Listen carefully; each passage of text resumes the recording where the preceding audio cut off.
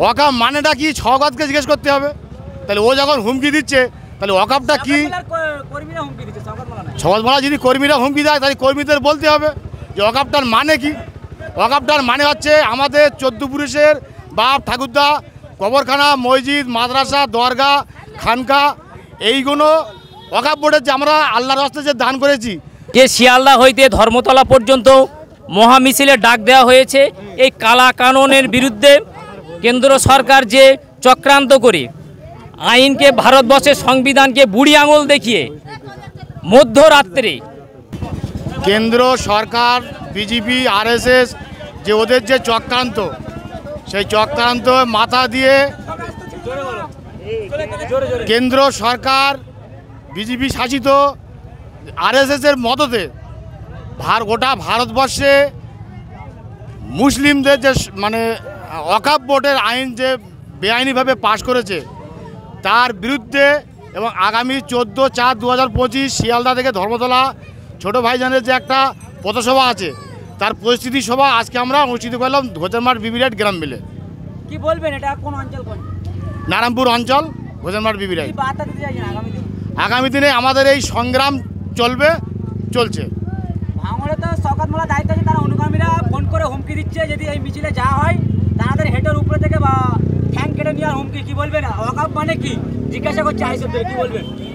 ওয়াকফ মানেটা কি ছগাতকে জিজ্ঞেস করতে হবে। তাহলে ও যখন হুমকি দিচ্ছে তাহলে ওয়াকফটা কি? কর্মীরা হুমকি দিচ্ছে, শওকত মোল্লা না। ছগাত মালা যদি কর্মীরা হুমকি দেয় তাহলে কর্মীদের বলতে হবে যে ওয়াকফটার মানে কি। ওয়াকফটার মানে হচ্ছে আমাদের 14 পুরুষের বাপ ঠাকুরদা কবরখানা, মসজিদ, মাদ্রাসা, দরগা, খানকা এইগুলো ওয়াকফ বোর্ডের যে আমরা আল্লাহর রাস্তায় যে দান করেছি।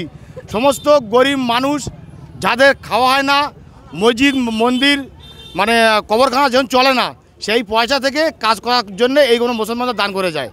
সেইটা কেন্দ্র সরকার প্ল্যান করে আরএসএসের সঙ্গে হাত মিলিয়ে এই কালা আইন পাশ করেছে, মানুষদের মানে ক্ষতি করার পরিকল্পনা নিচ্ছে। আগামী দিন কি বার্তা দিতে চাইছেন সাধারণ মানুষের জন্য 14 তারিখের বার্তা নিয়ে? 14 তারিখে ওখানে 10 লাখ লোকের সমাগম হবে, এটা আমাদের দৃঢ় বিশ্বাস এবং আগামী দিনে ভয়ঙ্কর সংগ্রাম মানে সম্মুখীন আমরা হচ্ছি। ভাঙড়ের অবজারভার শওকত মোল্লা ভয় লাগছে তাদের কর্মীরা যেভাবে হুমকি দিচ্ছে। কিসের ভয়? ঠ্যাং কেটে নেওয়ার হুমকি। তো তোর কার ঠ্যাংকে? এই 54 বছর বয়স হয়ে গেছে, আর 10 বছর বাঁচবো না, ও ঠ্যাং কেটে নেবে কি আছে? লড়াই জারি থাকবে, লড়াই জারি থাকবে। আন্দোলন আজকে আগামী 14 এপ্রিল, আগামী 14/4/2025 তারিখে আমাদের আইএসএফের নেতৃত্বে যে শিয়ালদা হইতে ধর্মতলা পর্যন্ত মহামিছিলের ডাক দেওয়া হয়েছে এই কালা কানুনের বিরুদ্ধে কেন্দ্র সরকার যে চক্রান্ত করে আইনকে, ভারতবর্ষের সংবিধানকে বুড়ি আঙুল দেখিয়ে মধ্যরাত্রে যেভাবে এই মুসলমানদের এই ওয়াকফ সম্পত্তিকে কুক্ষিগত করে নিজেরা ভক্ষণ করার জন্যে যে চক্রান্ত করেছে তার বিরুদ্ধে আমাদের এই সংগ্রাম।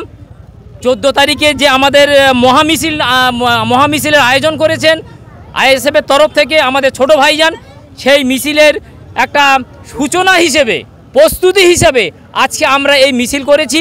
আমরা নারায়ণপুর অঞ্চল থেকে, নারায়ণপুর অঞ্চলের ঘোজেরমাঠ বিবিরাট থেকে একসঙ্গে আমরা যৌথভাবে এই মিছিলটা করেছি আগামী দিনের প্রস্তুতির জন্য। একটা পোস্টার ছাড়ার জন্য যে লেখা আছে আগামী দিন 14 তারিখে কলকাতা রাজপথে চলুন, এই যে একটা বার্তা দেওয়ার জন্য ফেসবুকে ছাড়ার জন্য শওকত মোল্লার অনুগামীরা ফোন করলে হুমকি আইএসএফ কর্মীদের, কি বলবেন? ওদের পরে যে আপনারা এই যে মিছিল বার করলেন তার কি উচিত শিক্ষা দিলেন কি না? ভয়? একটা কথা মনে রাখবেন, এটা হলো আমাদের বাপদাদা 14 পুরুষের মানে সম্পদ বাঁচাবার লড়াই। এখানে কোনো শওকত বাবুর লড়াই, সম্পত্তির লড়াই নয়, আমাদের ব্যক্তিগত বা কোনো সম্পত্তির লড়াই নয়। এখানে মাদ্রাসা, মসজিদ, যেখানে আমাদের একটা ইমানি দায়িত্ব, যাদের ন্যূনতম ইমান মধ্যে থাকবে তারা এই ধরনের কথা বলতে পারে না।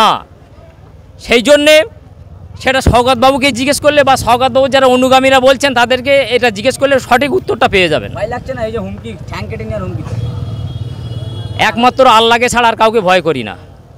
লড়াইয়ের ময়দানে দেখা যাবে? একদম 100%। কোন অঞ্চল? নারায়ণপুর অঞ্চল বিধানসভা।